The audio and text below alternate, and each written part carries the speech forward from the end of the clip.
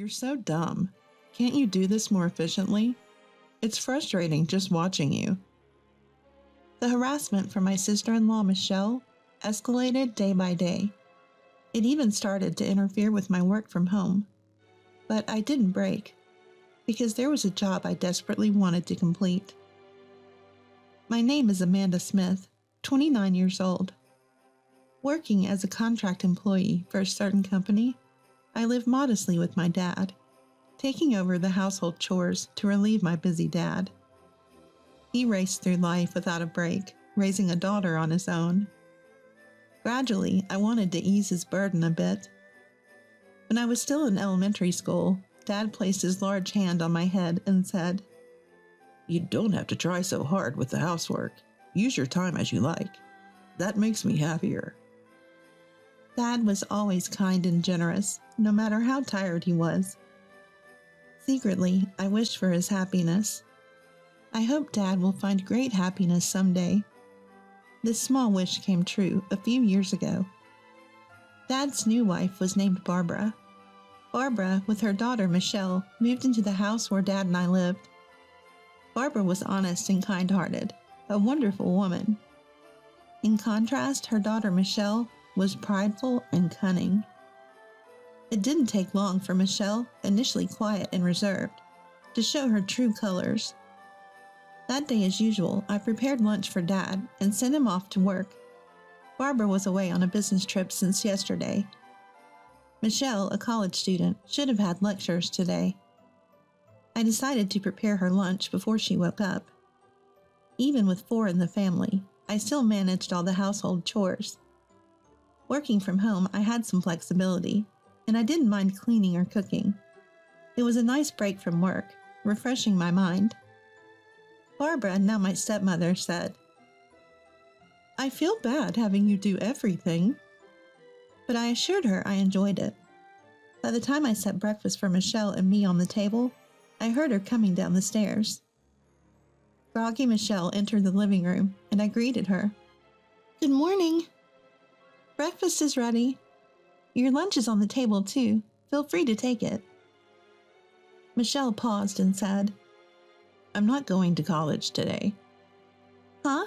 But your calendar said you had lectures." "They were rescheduled later. I updated the calendar. Didn't you see it?" Sorry, haven't checked yet." In our house, where lifestyles greatly differ, we decided to write down schedules on a shared calendar. I'm still not used to this new habit and sometimes forget to check. Michelle sighed heavily and muttered,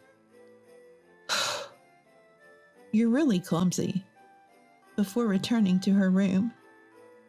I didn't take her words too seriously, assuming she was just cranky from waking up. 2 weeks passed since then. After days of relentless rain, it finally cleared up on a sunny Saturday morning. Feeling refreshed, I was hanging laundry when I sensed Michelle, who had slept in, getting up. But something was noisy. She rushed from the bathroom to the upstairs, then hurried back down, looking around the living room. "Hey, where's my skirt?" Michelle's demanding tone was suddenly directed at me. "Skirt? If you mean the one in the laundry basket yesterday, I'm about to hang it." "No, the one I asked you to wash separately 2 days ago. I told you at dinner, remember?" "Oh, that one. It had a small tear, so I decided to mend it before washing separately. I finished mending it last night, and it's in the washer now." "What? Didn't you listen to me? I said I needed it washed early because I'm wearing it today. Are you even listening?" I was at a loss for words. Indeed, she had asked to wash that long skirt separately, but I wasn't informed she needed it today. I recalled our conversation from 2 nights ago. "I want to wear it next Saturday, so please wash it by then." "Next as in next week?" Yeah. Don't make me repeat myself." Michelle ended the conversation abruptly, playing with her phone. That's when the misunderstanding occurred. And it was Michelle who hadn't listened properly. Though I had no reason to be blamed, I didn't want to argue and said, Sorry, I misunderstood the date. But Michelle, standing before me, glared with a disdainful look. Think an apology solves everything? This is why I hate dumb people. Having a high school graduate sister is just unbearable. Can't even manage household stuff properly. Michelle attends an elite university, known nationwide. Our worlds are different. Yet I'd hoped we'd get along, now that we're family. Just to be clear, I never thought of you as family from the start. Michelle said mockingly, with a disturbing smile. Seeing that expression, I felt an eerie chill. From that day, Michelle's disdain towards me became more apparent in her actions. When I worked from home, loud music blared from Michelle's room. Not just disrupting my work, but loud enough to be a nuisance to the neighbors. Could you lower the volume a bit? The neighbors might complain. I asked timidly, but she retorted. What? Don't boss me around. I'm annoyed by the typing sounds from your room. She slammed the door in my face. On another day, Michelle brought friends home and said loudly, Isn't it embarrassing having a high school graduate sister who can't even get a decent job? I wish she'd move out soon. One of her friends, leaving, jokingly said to my door, Sorry for disturbing. Michelle feels sorry for you, so please move out soon, okay? Her friends laughed as they passed my room. These harassments always happened when our parents were away. In front of Dad and Barbara, Michelle played the role of a good sister, eerily amicable towards me. Before long, Michelle graduated from university and secured a job at a major corporation. Within a year, she got engaged to her company's superior. By then, I had moved out to live alone, freeing myself from daily harassments and gradually regaining a peaceful life. One day, an invitation to Michelle's wedding arrived. The ceremony was to be held overseas. Sighing, I placed the invitation on a nearby table. About 3 months later, I boarded a plane from Los Angeles International Airport to France. Since moving out, I had become distant from my family. I was worried about Dad, but Barbara was with him. Without me in that house, Michelle wouldn't cause trouble. To preserve Dad's happiness, I wanted to avoid family conflicts. It was better to keep my distance from Michelle and minimize visits to my family home. To Dad and Barbara, I said I moved out to focus on my career. Despite the suddenness, they respected my decision, telling me, Don't worry about home. Just do what you think is right. Yes, you should pursue what you want. It's a once-in-a-lifetime chance, they said with a smile. It's true, Michelle's actions affected my work, but that wasn't the only reason I left. I felt it was time to confront my own life and take a new step. On the night before Michelle's wedding, in my hotel room, checking the dress and belongings for the next day, my phone rang. Michelle's name appeared on the screen. A bad feeling washed over me. Hesitantly, I answered the phone. It was Michelle's voice after several months. Hey, long time no see. Where are you right now? In a hotel in Paris. There was a brief pause in the conversation. Then, laughter erupted from the other end. Really went, huh? Are you stupid? How crazy can you be? What do you mean? That overseas wedding was a lie. Fooled you as expected. I'll send the real invitation later, okay?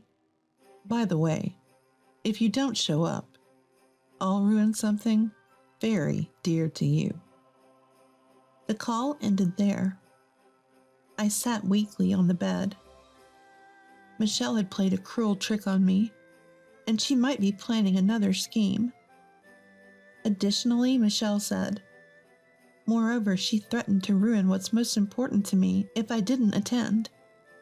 Such an act could harm not just me, but Dad and Barbara as well. Michelle could easily do something like that. The peace I had regained seemed to crumble in my mind. As long as Michelle and I are family, this situation will continue. I have no choice but to meekly follow Michelle's actions. Always. Then my thoughts abruptly stopped. Why did I leave home? Wasn't it to fully pursue what I wanted? I haven't achieved anything yet. Instead of feeling weak, I should work to change the situation. Even someone like me can find a way to stand up to Michelle. I rose from the bed and reached for the curtains by the window. Outside the glass, the Parisian night unfolded. Life is strange. Sometimes when wandering in the dark, the path forward is illuminated and becomes clear. This was one of those moments. I closed the curtains, turned off the light, and slid into bed. The earlier anxiety had vanished, replaced by a soothing drowsiness. I closed my eyes slowly. Eventually, I spent about a week in France, taking the opportunity to enjoy sightseeing before returning home. Recharged, I returned to the U.S. and threw myself into work.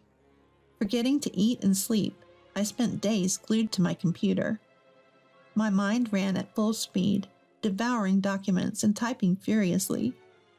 After 2 months of this lifestyle, I visited a specific place. Walking down the main street in front of the station, I entered one of the buildings. Exiting the elevator on the 3rd floor, I knocked on the first door down the hall. A soft female voice invited me in from inside. In my tote bag was a thick file at home. Inside was a large amount of copy paper that I had printed out at home. I intended to hand these to someone. As I touched the doorknob, a wave of nervousness made my fingers tremble. It's okay, I've done everything I could. Now it was up to fate. I calmed myself down and quietly stepped into the room. On the day of Michelle's wedding, I had called the venue to inform them of my absence. Michelle probably thought I underestimated her, that high school graduate fool. Prideful Michelle, always needing to feel superior. But now I understood. Michelle lacked something vital, something I possessed, but she did not. A knock on the dressing room door, and a man peeked in.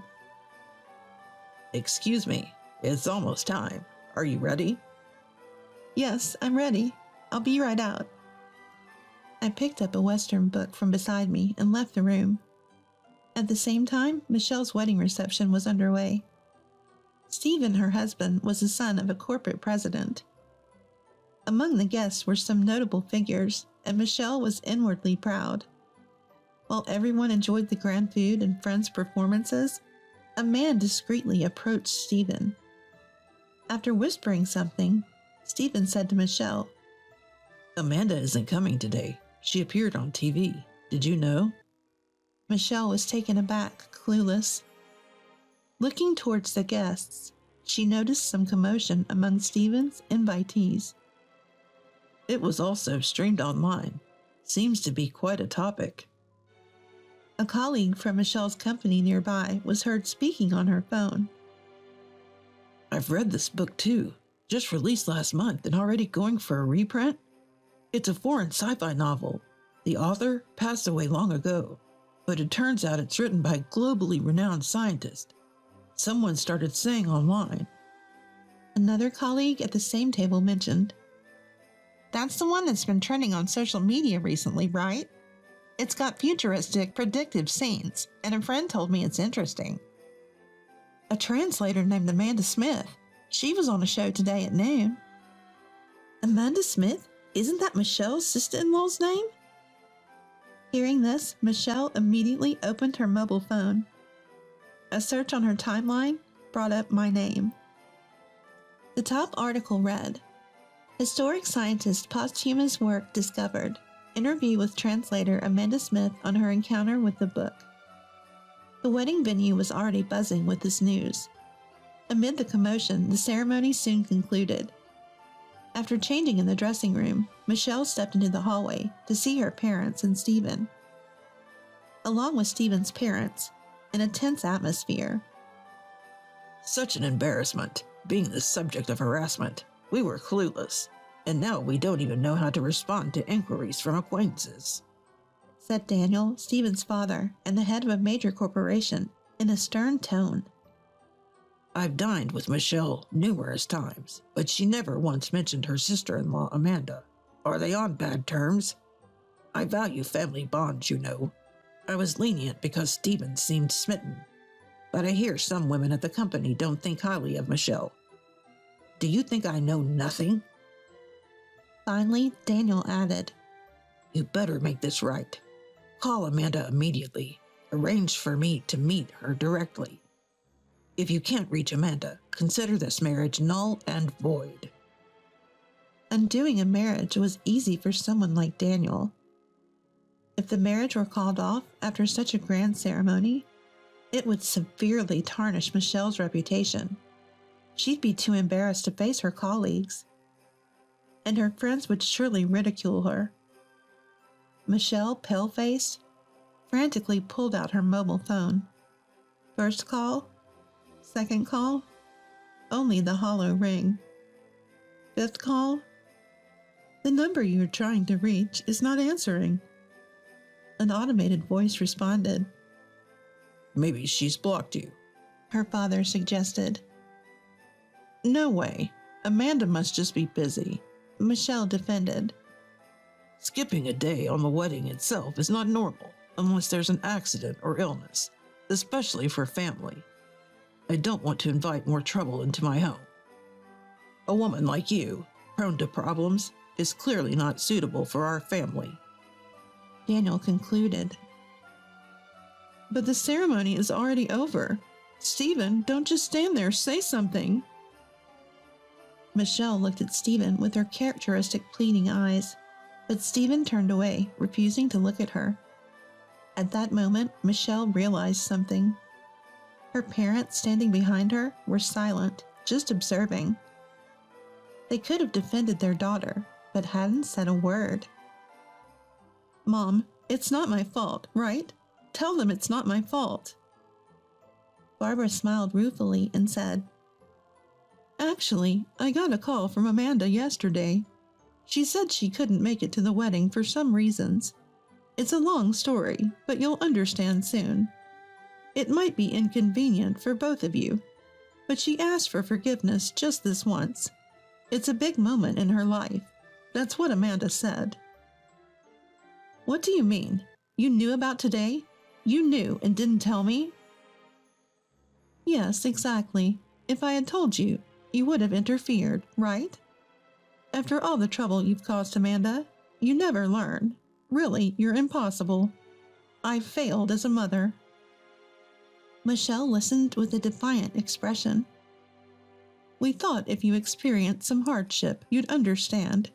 So Dad and I discussed it, and as bad as we felt for Amanda, we decided to turn a blind eye.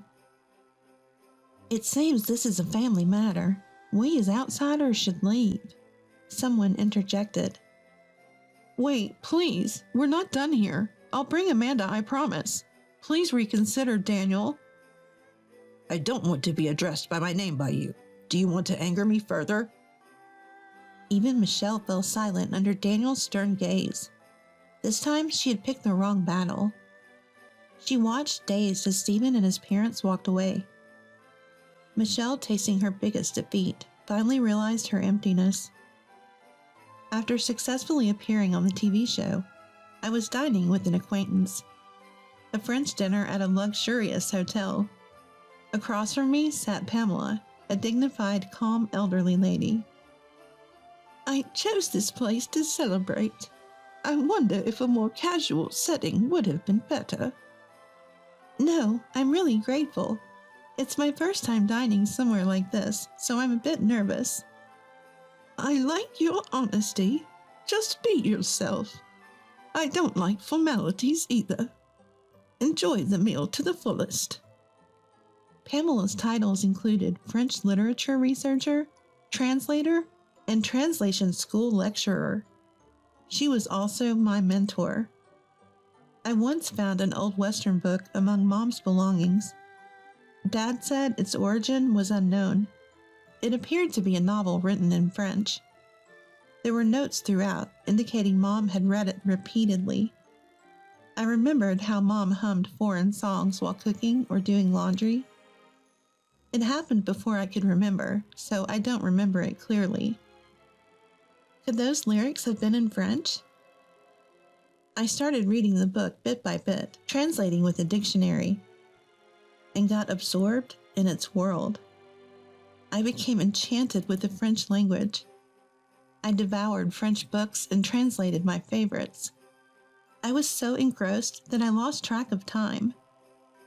After becoming a working adult, I started attending translation school during nights and weekends. One of my teachers, impressed by my language skills, introduced me to translation work. I was delighted to take it on, especially since it could be done from home.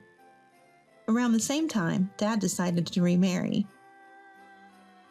Even with the increased family size, my work wasn't affected, except for the issues with Michelle. I was surprised when you handed me a thick manuscript. Your translation skills were professional level, and the novel had a unique worldview. I had been translating for years, but I was never quite satisfied with my work. It took a long time, but completing it helped me grow mentally. Yes, translation is a battle with oneself. Each completed work feels like shedding a skin. It's fascinating. I agree. That's why I can't stop. Pamela smiled warmly upon hearing my words. It's a blessing to have something you want to pursue passionately in life. When I returned home after a long time, Barbara greeted me. Dad was still busy with work, coming home late as usual. I heard footsteps coming down from upstairs. Ah, finally awake. Michelle, you have a part-time job today. After the wedding cancellation and leaving her job, Michelle seemed to have been staying home. Barbara had told her, "How long will you sulk? Do you want to live miserably like this forever? If you don't want to start over, you better leave this house." Worried about being kicked out, Michelle reluctantly started looking for part-time work and settled on a grocery store clerk position. As Michelle passed by the living room, she glanced at me awkwardly and hurried out the door. Amanda, you're going overseas for work, right? You said something about a potential contract with a new author? Yes, it looks like it's going to be finalized, but they want to meet in person. That's great. I'm relieved to hear your translation work is going well. Take care, and I'm looking forward to the souvenirs. Barbara's innocent smile made me smile too. Continuing to do what I love is enough for me. I thought it was that simple. My ability to become a translator was because I maintained a pure heart. It's a gift from Mom in heaven. A talent to enjoy life to the fullest. On my way back from my parents' house, I passed by a dogwood tree. Stopping to look, I saw many buds waiting to bloom. Surely, I'm just getting started too. Blooming one flower at a time, I'll continue on my path. As the gentle spring breeze blew, I started walking again.